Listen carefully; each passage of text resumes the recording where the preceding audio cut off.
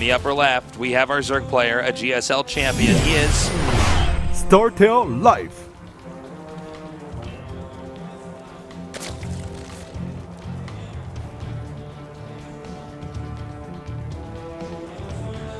And in the bottom right, in the red, CJ Entus Bunny. No proxy. Yeah, nothing yet. Getting himself set up here. Doing those location hotkeys. Yeah, really important to use location hotkeys. How many location hotkeys did you use in StarCraft 1, like on a given two-player map, for example? Did you have a set number? I would use 3. That seems to be the norm. I think that's all you could use in StarCraft 1. Am I wrong? I didn't use location hotkeys very much. Shift F2, Shift F3, and Shift F4. F4, right? Yeah, and I don't believe you could do more than that. I've never used more than 3 in StarCraft 2, and in StarCraft 1 I only used 1 occasionally. I was like not that good at StarCraft. You know, one of the things they would teach a lot of by the way, if you guys, some people don't know about this, but you can actually hotkey your screen to move to different parts of the map. Yeah. And one funny thing is when some of the non-Koreans would come to Korea to practice Brood War, this is like way back before StarCraft 2, one of the first things they noticed that non-Koreans didn't do, the Koreans were doing, it was just standardized, was to hotkey your second base and your first base. Yeah. Because the screens, not the hatches, and there's a big difference here because in StarCraft 1, StarCraft Brood War, you can only grab one building at a time. Well, no, you can only grab one a small chunk of units at a time. You couldn't grab all your workers. So when a Reaver drop, for instance, happened, which would be like the equivalent of if Banelings were coming to your expansion, you had to do like F2, grab some units, F3, right-click to mineral patch, grab F2, go back, grab more units, F3, send them back, and that was the quickest way to evacuate workers. Yeah. And that was really important because you would see some of these attacks happen. They just get the workers out of there so fast, the Koreans would, and that was one of the mechanical things the non-Koreans had not sorted out. Right. That's actually a really good story, really good point. It's a story from Grandpa Tasteless, the Brood War days. Yeah, it's definitely really key. In StarCraft 2, if you want it while you're attacking and microing, if you want to make like 5 Marauders, you just press like 3 or whatever hotkey you have all your barracks on, and you press D 5 times. But in StarCraft 1, you'd have to double-click the structure to jump back to it, and then click all of the structures nearby. It was a lot different. Yeah, there was a lot of mechanical games in Brood War. That's why a lot of people really love that game, because it was so hard to play. The UI and everything else is so difficult to master that when you watch someone playing it and you can see the micro techniques, you're like, oh my god. When you see somebody play in the game and it just looks like a normal, like what a lot of these StarCraft 2 openers look like, you're like, whoa! Whoa! You're crazy good! And then you can see them actually do strategies, you're like, whoa! Yeah. But at the same time, of course, it's also one of those games that was just like really hard to pick up for anybody who was new. That's, you know what I mean? That's the reason why StarCraft 1 was so popular in Korea, because literally it was the most popular game. Everybody played it, and people still play it to this day. Every time a piece of bombing, at least 3-4 people playing StarCraft 1. I hear those old Dragoon sounds. But that was kind of the lack of entry problem for StarCraft 2 internationally. Is you get some guys like, I want to do this, and I'm like, well, you need to find people that are not in your neighborhood who will teach you, who will coach you, or there's a whole other set of problems. Oh, look at this. For expansion. Oh, man. He didn't send all the Marines all at once, but I think he'll still get it. Yep, he's going to get it for sure. Very nice aggressive move out here. Denies that scout. That's really important. And, sometimes you don't expect this because it's oftentimes on this map a Reaper opening. Not in this case. And this time he's going to deny completely any scouts of Banshees, cutting the mind gains out as well. And with the second gas here, we might see Cloak. I don't think so, though. It's a bit too late. Oh, he's doing a fake again. He's going to do the Hellion drop. What works, man? I guess try it again. I don't blame Bunny in the slightest. I'm not surprised, and I cannot blame the guy. Why not? It's funny that he does the fake out after he kills the Overlord, though. Because to my knowledge, there's no Overlord nearby that could even see this. No, I know. Well, it's also, think about when he went Cloak with Banshees, and then he was like, canceled it, and he got a Viking. There was some weirdness going on, but the drop was so effective. I don't know if it's going to be effective again. If it does, more props to Bunny. But just so you know, guys, you would never need to get the tech lab here if you're already planning to do this. But I don't know. He's Roach Warren's coming out now. Link speed's halfway done. Medevac's out. Zerg is not going to see this coming unless we have a surprise where the medevac flies into a fairly obvious location. I think he flew into the very obvious watchtower there. Oh, did he? I think so. Oh, no, there's nothing on it right now. It looks like he's ready. He saw it with something. Oh, I think this Overlord saw it. Yeah, that's what saw it. So, anyway, he's ready here. This little group of Marines, I love this build. I mean, he's scouted it, but he's still trying to do something with those Marines over there. Lings are slow here, so he's going to try to outmaneuver those, even though they're on creep. Oh, you know what? This could be the drop that does the damage. Actually kills so many drones over there as well. Lings have speed now. 7 kills. This is not going to have the impact that it had, for instance, in game number 2. That was 19 kills, and originally I think he went up to like 23 at the end last game. But he keeps the worker count pretty low. He's actually ahead in Harvesters right now, Bunny is, and he forced a lot of Lings, so now Life is slowly redroning. And he's got his third base on the low ground, something he does not want Life to see. He's going to try to draw these Lings away from that location. If he can actually get away with this third base on the low ground, that's going to be great for his economy. Yeah, let's see if he actually does get down there. Ooh, I want to point out. Yeah, please, go ahead. 4 Evo chambers on the way for Life. That might either be a mistake or is he. Yeah, that was a bit there's of a fourth upgrade. There's a 4th upgrade we didn't know about. 4th race confirmed in StarCraft II again. Yeah, 4th race confirmed. A Legacy of the Void, 4th race coming out, guys. No, I think Life's on tilt. Now let's see. This is actually when Bunny scans. He's like, "Wait a minute, you were Evo chambers in your main earlier." Like, I don't understand. Let me tell you something. We don't normally see this from Life, but he's just gonna try to straight up engage this. But this Marauder's coming out. And there's 2 additional bunkers. Even if he breaks the first one, I almost feel like he should be targeting down depots, maybe. Well, I mean, I don't know what. This isn't gonna work. I think Life is like really on tilt. Third base, if he only knew about it.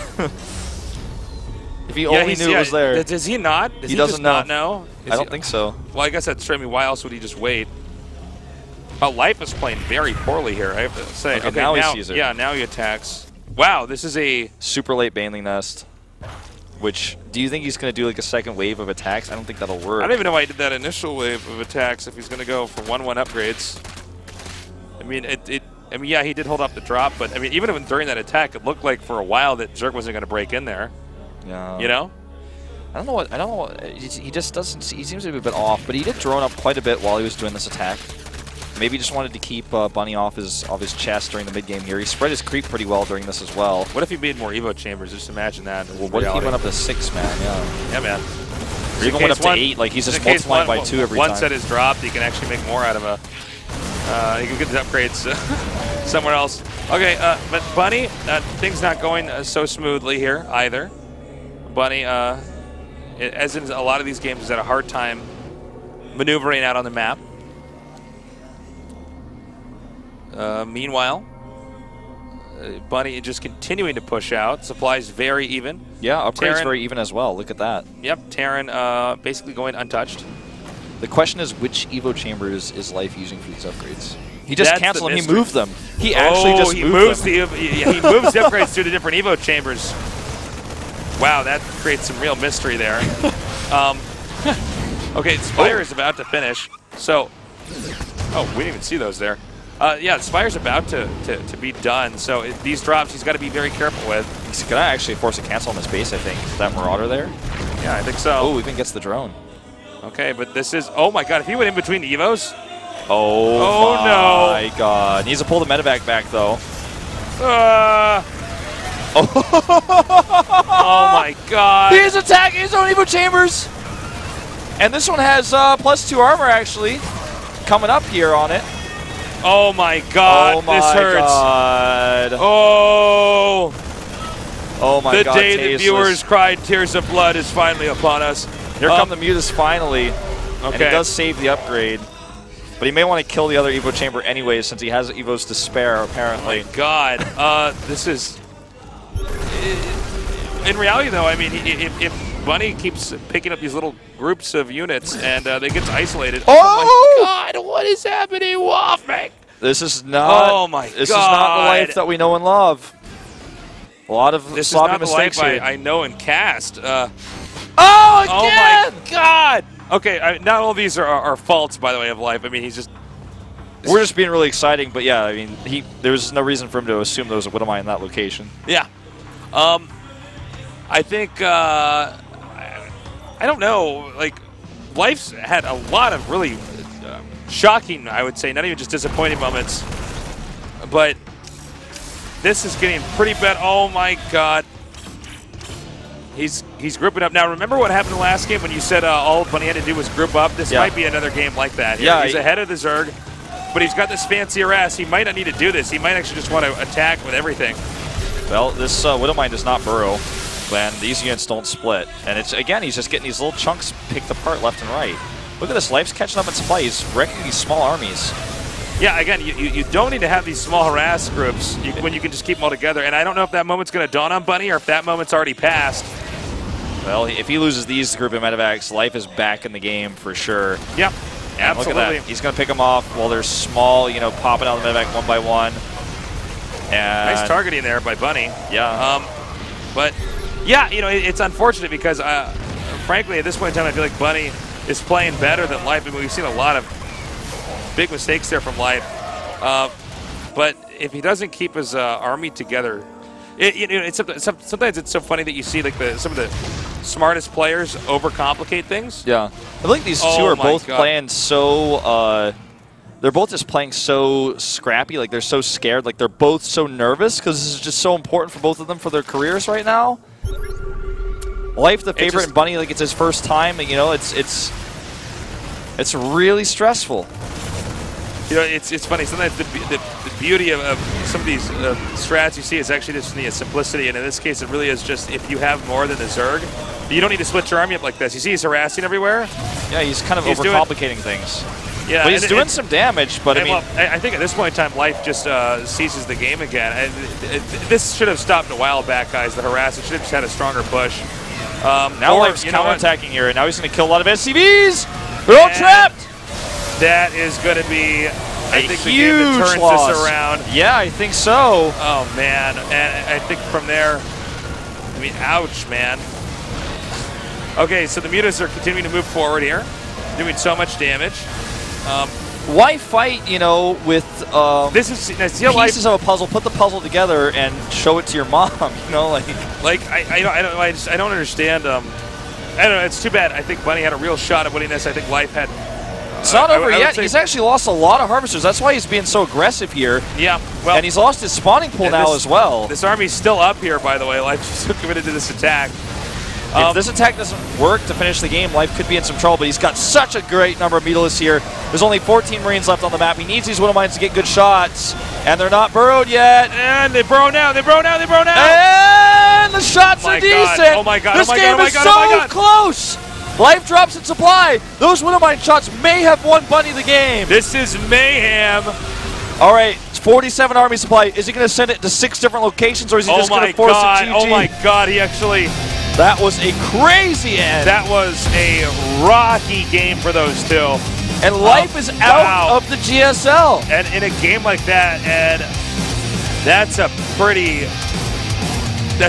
bad way to end it in that last game. There were 4 Evo chambers made. That's not there's no 4 Evo chamber strategy. And especially not when 2 of them there's no 4 Evo chamber logic. This is really, I just really can't believe we saw a game like that from Life. A Royal Rotor and a GSL champion.